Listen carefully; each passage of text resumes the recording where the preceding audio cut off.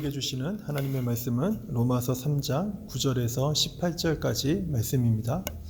그러면 어떠하냐? 우리는 나으냐? 결코 아니라. 유대인이나 헬라인이나 다 죄 아래 있다고 우리가 이미 선언하였느니라. 기록된 바 의인은 없나니 하나도 없으며 깨닫는 자도 없고 하나님을 찾는 자도 없고 다 치우쳐 함께 무익하게 되고 선을 행하는 자는 없나니 하나도 없도다. 그들의 목구멍은 열린 무덤이요 그 혀로는 속임을 일삼으며 그 입술에는 독사의 독이 있고 그 입에는 저주와 악독이 가득하고 그 발은 피 흘리는데 빠른지라. 파멸과 고생이 그 길에 있어 평강의 길을 알지 못하였고 그들의 눈앞에 하나님을 두려워함이 없느니라 함과 같으니라. 아멘. 오늘은 우리는 나으냐? 라는 제목으로 하나님의 말씀을 전하도록 하겠습니다.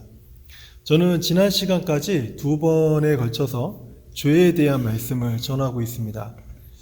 시간이 좀 지났기 때문에 지난 그 시간의 내용들을 잠시 점검하는 시간을 좀 먼저 갖고 그 후에 계속해서 말씀을 이어가도록 하겠습니다. 아담의 타락을 원죄다 이렇게 부릅니다. 아담의 범죄가 그리고 우리에게까지 미치는 것, 아담의 그 원죄가 우리에게까지 미치는 것을 전가라는 표현을 씁니다. 그래서 죄가 우리들에게 전가되었다. 아담의 죄가 우리들에게 전가되었다라고 이렇게 얘기를 합니다. 원죄가 우리에게 전가된 것이 아주 무섭고 끔찍한 이유는 그 원죄의 두 가지 결과 때문에 그렇습니다. 원죄에는 원죄책이라는 것이 결과가 있고요.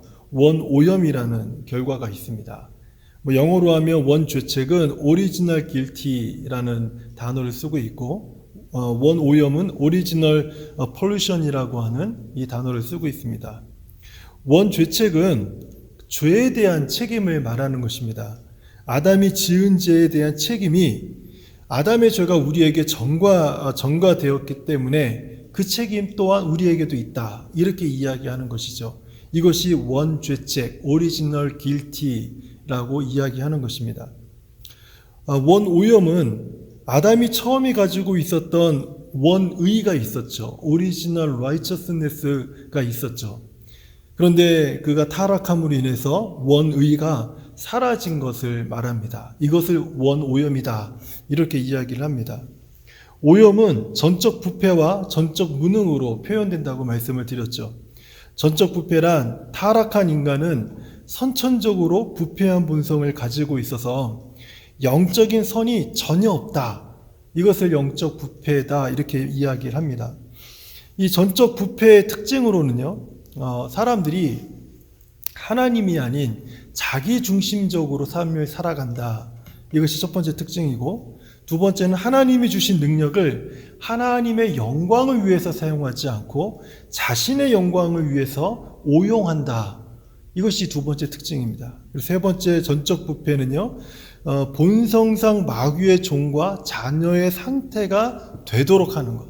이것이 전적 부패된 인간의 세 가지 특징입니다. 그러면 전적 무능은 무엇입니까? 전적 무능이란 말 그 자체가 말해주고 있듯이 아무것도 할 수 있는 능력이 없다는 뜻이죠. 그 전적 무능의 그 특징은요, 첫 번째로는 하나님께서 그 인정하시는 그 인정함에 이르지 못하고 또 하나님이 요구하시는 그 요구에 충족시킬 수 있는 어떤 행동도 할 수 없다. 이게 첫 번째 그 전적 무능에 대한 이야기입니다. 두 번째는 죄와 자신을 좋아하는, 죄를 좋아하고 그리고 자기를 좋아하는 이기적인 그 성향을 바꿀 수 없다. 이것이 두 번째 특징이고요. 세 번째 특징은 사람이 그 부패로부터, 전적 부패로부터 벗어나기 위한 어떤 시도조차 할 수 없다. 이것이 세 번째 특징입니다. 네 번째는요, 하나님을 알 수 있는 영적 진리를 조금도 인식할 수 없다. 그러니까 하나님을 알 수 있는 그 어떤 영적 인식을 조금도 가질 수 없다는 뜻이에요. 저는 이 중요한 교리를 토대로 해서 지난 수요일에는요, 죄의 뿌리와 그 뿌리에서 뻗어나는 그 죄악의 줄기에 대한 말씀을 제가 전해드렸습니다. 죄의 뿌리는 하나님의 영광과 하나님을 아는 지식, 그리고 하나님을 우리 마음에 두고자 하는 그 마음을 온갖 우상으로 다 대체해버리는 것이 죄의 뿌리다라고 제가 말씀을 드렸습니다. 그래서 여기서 말하는 우상이라는 것은 과거에 어떤 과거에 우리가 신이라고 부르려는 어떤 형상을 사람들이 어떤 모양이나 형상으로 이렇게 만들지 않았습니까? 그런 형상을 우상이다, 이렇게 과거에는 말을 했죠. 하지만 오늘날 우상은 그런 것들과 전혀 연관이 없어 보이는 것들, 그런 것들이 우리 주변에 많이 있다라는 것이죠. 그래서 그런 우상의 형상과는 전혀 연관이 없어 보이지만 그럼에도 불구하고 우리 삶에 하나님을 대체하려는 모든 것, 바로 그것이 우상을 섬기는 것이다 라고 이야기하는 겁니다. 뭐 예를 들면 돈을 사랑한다든지, 아니면 권력을 사랑한다든지, 아니면 TV에 빠져 있다든지, 약물에 중독되어 있다든지, 뭐 온갖 하나님보다 더 좋아하고 하나님보다 더 따르고 싶고 하나님보다 더 사랑하는 그 무엇으로 하나님을 대체해버리는 것, 이 모든 것이 다 우상이다, 이렇게 말씀을 드렸습니다. 그래서 하나님께서 이런 육체의 마음을 내버려 두시자 그 인간의 삶 속에 드러나는 죄악의 줄기에는 이제 두 종류가 있다고 제가 말씀을 드렸어요.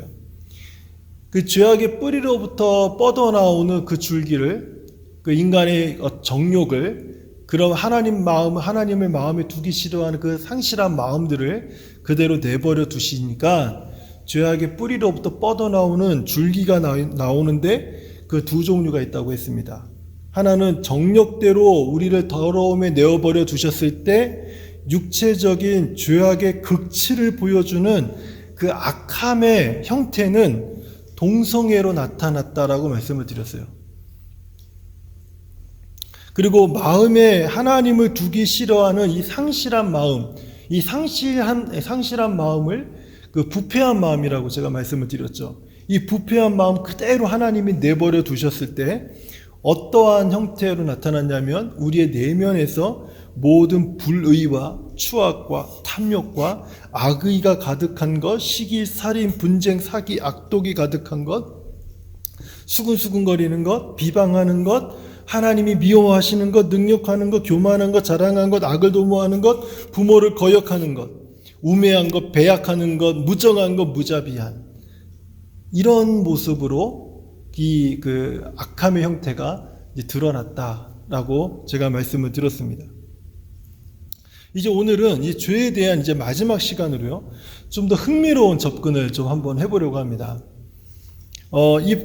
제가 어떻게 접근을 하려고 하냐면, 로마서를 기록한 이 사도 바울의 방법, 로마서를 기록한 그 방법을 따라서 우리가 이제 죄에 대한 것을 로마서를 중심으로 해서 한번 살펴보려고 하는 것입니다. 제가 앞서 말씀드린 이 죄악의 줄기에 관한 내용은 로마서 1장 18절에서 32절까지의 말씀이었습니다.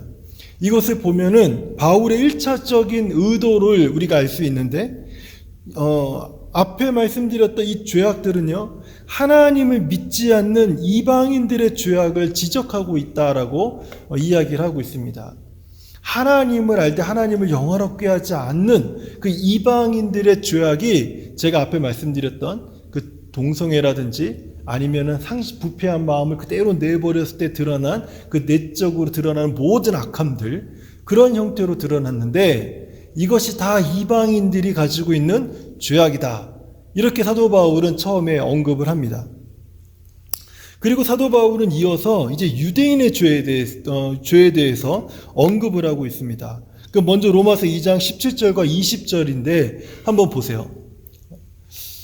로마서 2장 17절과 20절을 보면 유대인이라 불리는 네가 율법을 의지하며 하나님을 자랑하며 율법의 교훈을 받아 하나님의 뜻을 알고 지극히 선한 것을 분간하며 맹인의 길을 인도하는 자요 어두움에 있는 자의 빛이요 율법에 있는 지식과 진리의 모본을 가진 자로서 어리석은 자의 교사요 어린아이의 선생이라고 스스로 믿으니.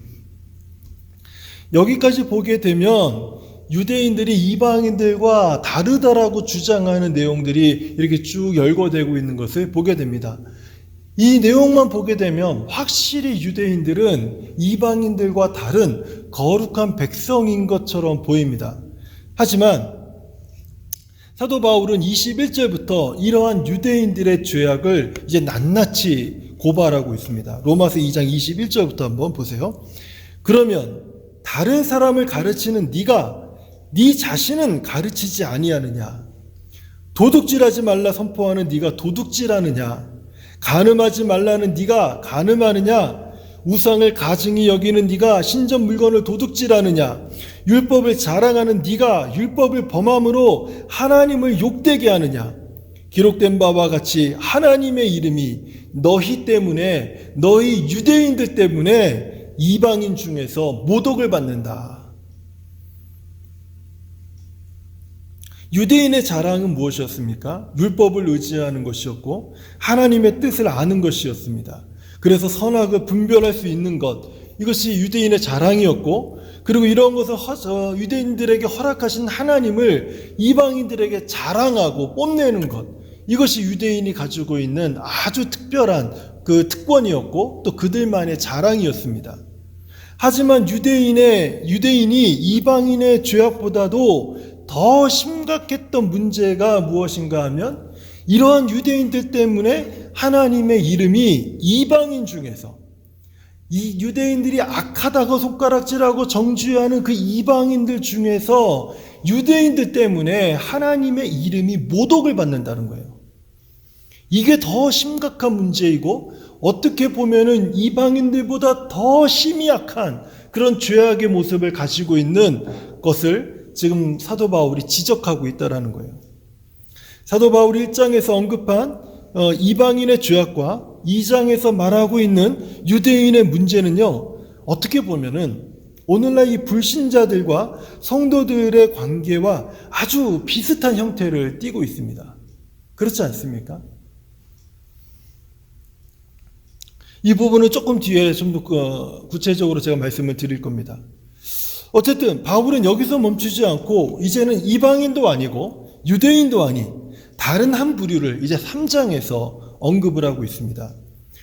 오늘 우리가 함께 읽었던 로마서 3장 9절의 말씀인데요. 한번 들어보세요. 그러면 어떠하냐? 우리는 나으냐?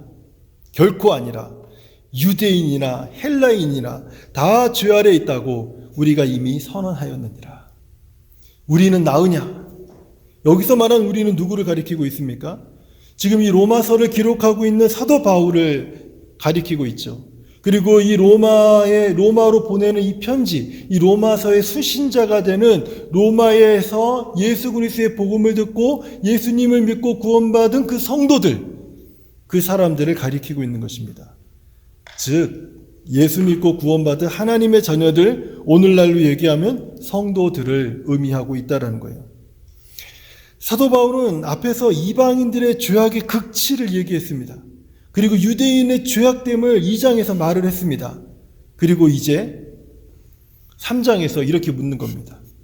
오늘날 예수를 믿는, 소위 예수 믿고 죄사함 받아 구원받았다고 하는 우리는 그들보다 나으냐?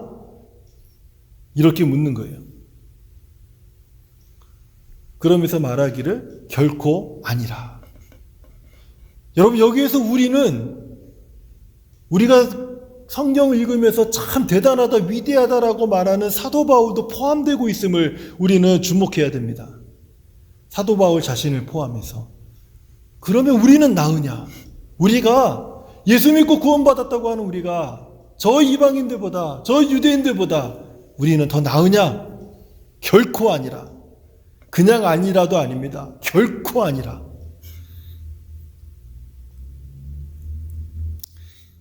이것이 지금 사도 바울이 1장부터 3장까지 죄의 영향 아래에 있는 그 세 부류의 사람들을 지적하면서 전개했던 방식입니다. 이제 저는요, 이 죄악이 얼마나 심각한지를 이제 제가 다시 설명드리려고 하는데, 성경을요, 로마서 1장 18절부터 한번 보세요. 로마서 1장 18절을 보면서 제가 띄엄띄엄 설명하는 말씀들을 한번 따라서, 성경을 보면서 따라서 들으시면 좋을 것 같습니다. 자, 로마서 1장 18절에서 32절까지는요, 이방인의 죄를 지적하는 것처럼 보였습니다. 하지만 2장 1절을 보세요. 우리가 18절부터 32절까지의 말씀을 지난주에도 다루었기 때문에 우리가 쉽게 이해할 거라고 생각이 들어요. 그렇다면 2장 1절을 보세요. 2장 1절은 어떻게 시작하고 있습니까? 어떤 말로 시작하고 있습니까? 그러므로. 이 그러므로라고 하는 접속사는요, 앞에 있었던 모든 내용을 다 받겠다는 뜻입니다. 앞에 있었던 모든 내용들을 다 받아서 그래서 라는 그런 의미를 갖고 있어요. 그러니까 이방인의 죄악된 내용을 다 포함해서 유대인의 죄가 얼마나 큰지를 이제 로마서 2장 17절과 24절에서 이야기하고 있는 거예요. 단지 유대인의 죄와 이방인의 죄를 구분하고 있는 것이 아니라 유대인의 죄는 이방인의 죄를 포함해서 더해지고 있다는 뜻이에요. 이게 얼마나 심각합니까? 유대인들은 인정하지 않을지 몰라도 지금 사도 바울이 이 죄악 때문에 그 심각성을 설명하는 과정을 보면은 앞에 죄를 적나라하게 많이 나열을 했습니다. 그리고 그 뒤에 유대인의 죄는 조금 이만큼 나열을 했죠. 그런데 이만큼을 나열한 것이 아니라 이 앞에 있었던 모든 죄들을 더해진 거라는 거예요. 더해서 요만큼이 더 있다는 뜻입니다.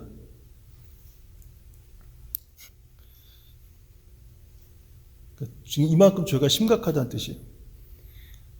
여기에는 이제 유대인의 죄를 지적하고 있지만 로마서 3장 1절을 한번 보세요. 또 어떤 말로 시작합니까? 그런즉이라고 시작하고 있죠. 이 그런즉이라는 말은 로마서 1장과 2장에 있는 모든 죄악들을 그대로 받겠다라는 뜻입니다. 그리고 마지막 질문은 이것이었죠. 그러면 어떠하냐? 우리는 나으냐?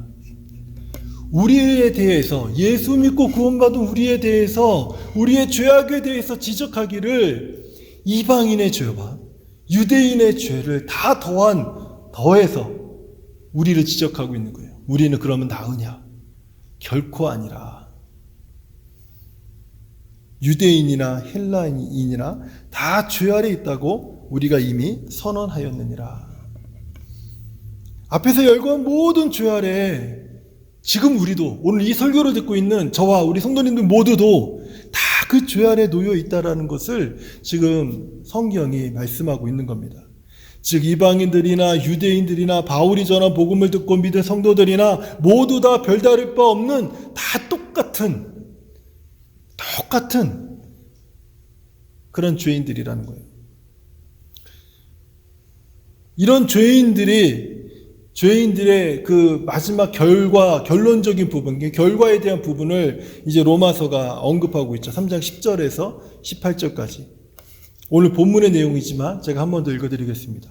기록된 바 의인은 없나니 하나도 없으며 깨닫는 자도 없고 하나님을 찾는 자도 없고 다 치우쳐 함께 무익하게 되고 선을 행하는 자는 없나니 하나도 없도다. 그들의 목구멍은 열린 무덤이요 그의 혀로는 속임을 일삼으며 그 입술에는 독사의 독이 있고 그 입에는 저주와 악독이 가득하고 그 발은 피 흘리는 데 빠른지라 파멸과 고생이 그 길에 있어 평강의 길을 알지 못하였고 그들의 눈앞에 하나님을 두려워함이 없느니라 함과 같으니라. 이 말씀은요, 제가 지난주에 말씀드렸던 이 죄의 뿌리와 줄기의 실체를 좀 적나라하게 얘기해주고 있는 말씀이라는 거예요. 유대인은 뽐내기를 우리는 하나님의 말씀, 율법을 받은 택함받은 민족이라고 자랑했었습니다. 하지만 그 자랑 때문에 하나님께서는 이방인 중에서 모독을 받게 되었다라고 오늘 성경은 말씀하고 있잖아요. 어떻게 보면 오늘날 성도와 교회가 이 세상에 보이고 자랑했던 그 자랑으로 인해서 하나님께서 영광을 받으시는 것이 아니라 이 세상 중에서 모독을 받게 된 것과 크게 다르지 않다라는 거예요. 하지만 말씀을 맡은 유대인들은 어떻게 행동했습니까? 유대인들은 끊임없이 그 이방인들을 정죄했죠. 이방인들은 유대인들에게 정죄받을 때 어떻게 했습니까? 겸손히 그것을 인정했습니까? 아니에요. 오히려 이방인들도 너나 잘하세요 이러면서 유대인들을 정죄했습니다. 그러면 오늘날 우리는 어떻습니까? 교회 내에서 내가 잘했네, 네가 못했네 하면 서로 정죄하기에 바쁘지 않습니까? 교회는 종교의 자유를 침해하는 법안으로 공격하고 있는 세상을 정죄하고 있죠. 세상은 그동안 누렸던 교회의 특권을 부당하다며 교회를 정죄하고 있죠. 지금 이 세상이 어떤 세상입니까? 죄가 죄를 정죄하는 세상, 죄인이 죄인을 정죄하는 세상, 성도가 성도를 정죄하는 교회. 이것이 우리가 지금 살고 있는 이 시대예요. 과거에도 그랬고 지금도 이와 똑같은 모습으로 우리들이 살고 있다는 거예요. 이러한 세상 속에서 누구 때문에 하나님의 이름이 모독을 받습니까? 교회 때문에, 성도 때문에, 교회 직분자들 때문에 세상에서 하나님의 이름이 모독을 받는 거예요. 바로 이것이 마귀가 좋아하는 오늘날 우리를 공격하는 방법이고 진리를 무너뜨리는 방법이고 복음의 능력을 약하게 만드는 그런 마귀의 전략이라는 것입니다. 오늘까지 제가 이 죄에 대한 말씀을 이제 3번에 걸쳐서 드렸습니다. 우리 성도님들이 알고 계셨던 죄에 대한 개념이 이제 오늘 마지막으로 말씀드리고자 하는 이 부분과 이 부분을 어떻게 이해하고 계시는지를 마지막으로 한번 잘 들어보세요. 저는 죄에 대한 그 본질적인 부분, 그리고 죄가 우리에게 어떤 영향을 미치고 있고 그 영향 아래에 있는 우리 인간이 어떻게 살고 있는지를 그동안 제가 3번에 걸쳐 말씀을 드렸습니다. 이런 죄인에게 예수님이 오신 것이죠. 오늘 성경대로 한다면 이방인 중에서 하나님이 모독을 받는 그 세상에 예수님께서 오신 거죠. 이방인 중에서 하나님의 이름이 모독을 받는 세상에 우리 주님께서 오셨을 때 그 땅에 살고 있는 죄인들을 예수님은 어떻게 대하셨을까요? 이게 오늘 설교의 이제 마지막 부분입니다. 우리가 이 부분을 함께 살펴보면서 예수님께서는 죄악 중에 살고 있는 사람들을 어떻게 대하셨는가? 그것을 우리가 살펴본다면 우리도 예수님의 모범을 따라서 살아가는 것이 성경적인 삶이다. 저는 이렇게 말씀드리고 싶은 거예요. 예수님은 죄가 없으신 분이죠. 이것이 굉장히 중요한 전제입니다.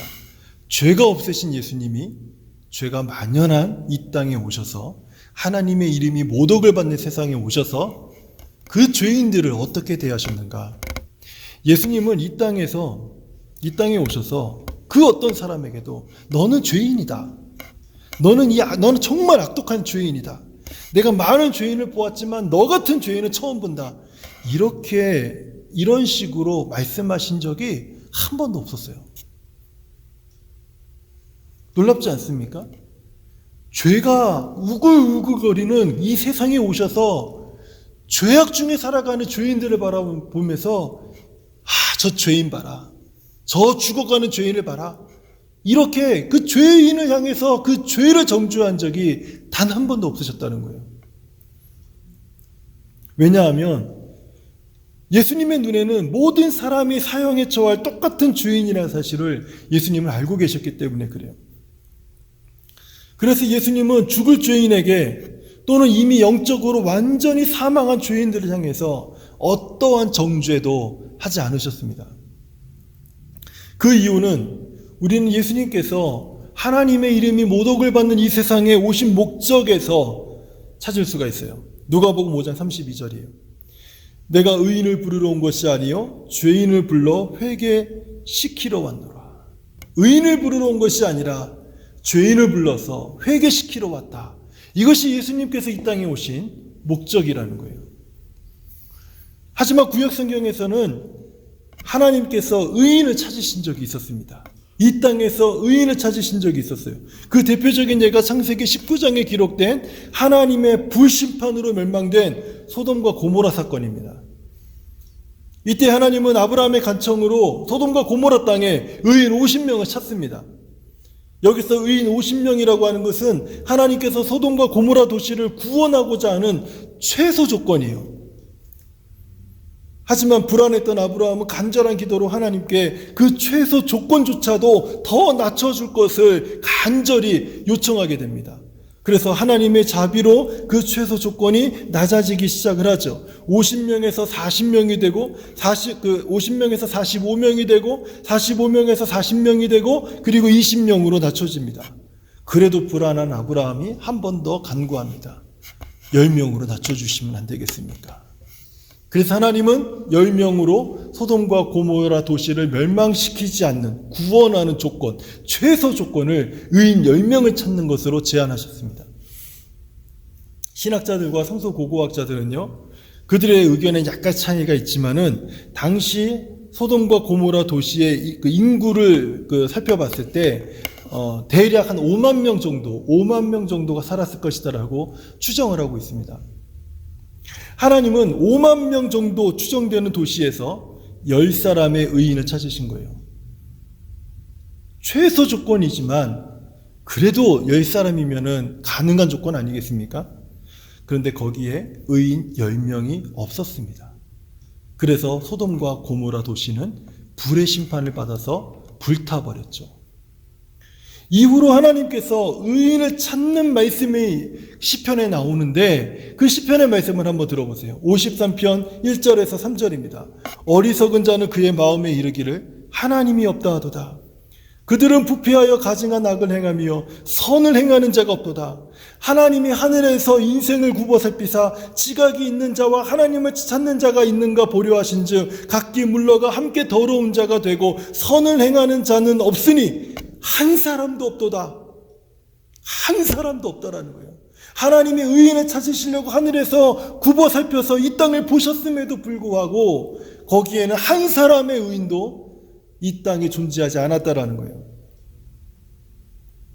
그래서 예수님께서는 이 땅에 오셨을 때 의인을 찾으러 온 것이 아니라 한 명도 없는 의인을 찾으러 오신 것이 아니라 죄인을 부르러 오신 것입니다. 예수님께서는 죄인을 부르러 오셨기 때문에 죄인들과 함께 먹고 마셨고 그 죄인들의 친구가 되어줄 수 있었습니다. 왜냐하면 그들을 부르러 오셨기 때문에. 그리고 예수님께서는 십자가에 달려 죄인들을 위해서 죽으실 때까지라도 단 한 번도 그 사람들을 정죄하지 않았습니다. 오히려 그들을 이해하고 하나님께 간청을 했습니다. 아버지여, 저들의 죄를 용서하여 주시옵소서.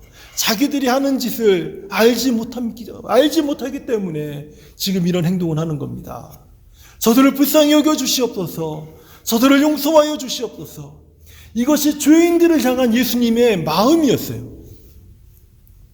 반대로 예수님은요, 자신을 의인이라고 스스로 자처하며 여겼던 사람들, 그 당시에 자기 자신은 스스로 의인이라고 자처하며 여겼던 사람들은요, 예수님의 이런 행보를 보면서 아주 꼴사납게 여겼습니다. 예수님을 가까이 하기 싫었죠. 예수님을 따르기 싫었죠.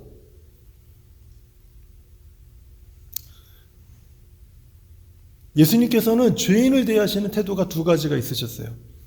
하나는요, 죄인을 불쌍히 여기시고 그들을 용서하시는 것이었습니다. 다른 하나가 있었는데, 하나님, 나는 거룩합니다. 나는 11조도 하고요. 나는 일주일에 두세 번씩 금식도 하고요. 저 세리와 같은 자가 아닙니다. 나는 하나님, 거룩한 하나님의 사람입니다. 라고 자신 스스로가 의인이라고 자처하는, 나는 누구보다 낫다. 어떤 사람보다 더 나은 사람입니다. 최소한 저 사람보다는 거룩한 사람입니다. 라고 자처하는 그 사람들. 그래서 자기가 죄인인 것을 모르는 것뿐만 아니라 다른 사람들을 더 심한 죄인들을 만들어서 함께 지옥의 멸망길로 이끌고 가는 자들의 그 죄악은요, 아주 심하게 책망하셨습니다. 예수님이 죄인에 대한 태도는요, 두 가지였어요. 스스로 자신을 높이고 교만한 사람들은 책망하셨지만 자신의 죄인됨을 알고 인정하고 겸손히 낮추는 사람들, 그 사람들을 용서하셨습니다. 우리는 이런 예수님의 모습에서 바른 신앙생활의 모범을 배울 수가 있다는 거예요. 우리는요, 예수 믿고 의롭게 된 사람들이 아닙니다. 우리는 예수님의 공로로 의롭다고 여김을 받은 사람들이죠. 내가 예수 믿고 죄 용서 받았다고 해서 우리는요, 의롭게 된 사람들이 아니에요. 우리가 복음의 바른 진리를 바르게 이해하지 못하기 때문에 이런 혼란 속에서 살아가는 거예요.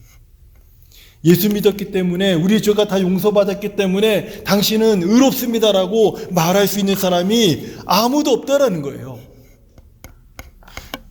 정말 성경에서 말하는 그 의로움은 너희는 예수 그리스도의 공로로 의롭다고 여김을 받은 사람들이라고 말하고 있는 것입니다.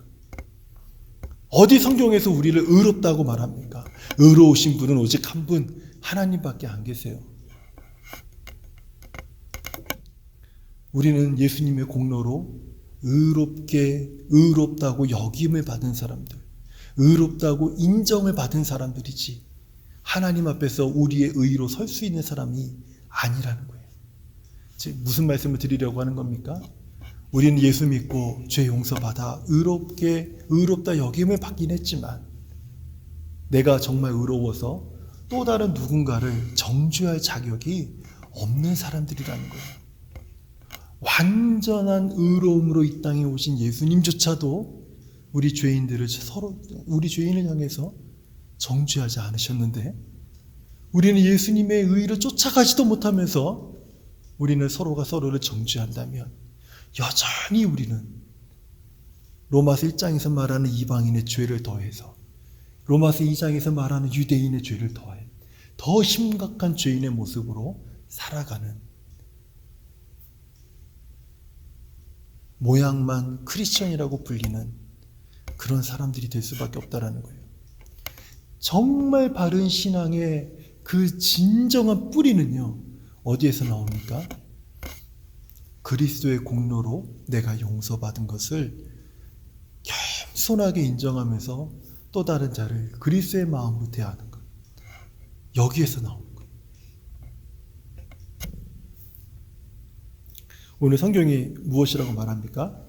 그러면 어떠하냐? 우리는 나으냐? 결코 그럴 수 없느니라. 이게 사도 바울의 고백입니다. 우리가 신약 성경에서 가장 위대하다라고 말한 사도 바울의 고백. 우리는 나으냐? 결코 그렇지 않다. 우리는 오늘 이 말씀을 우리 가슴에 새기고 겸손함으로 성도와 교회와 세상을 섬겨야 되는 성도라는 것을 우리가 잊지 말아야 됩니다.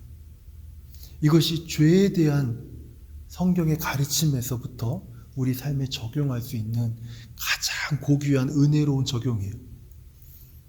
그러므로 이제는요, 다른 사람들의 죄를 들춰내는 그런 자리에서 우리 모두 다 한 발자국 물러서길 바랍니다. 그리고 사랑하고 겸손히 섬기는 그 자리에 오히려 굳게 서서 예수 그리스도를 따라가고 예수 그리스도를 섬기고 예수 그리스도의 복음을 내 안에 그리고 다른 자들 안에 증거하는 저와 우리 모든 성도님들 되시기를 주님의 이름으로 부탁드립니다. 하나님 아버지 감사합니다.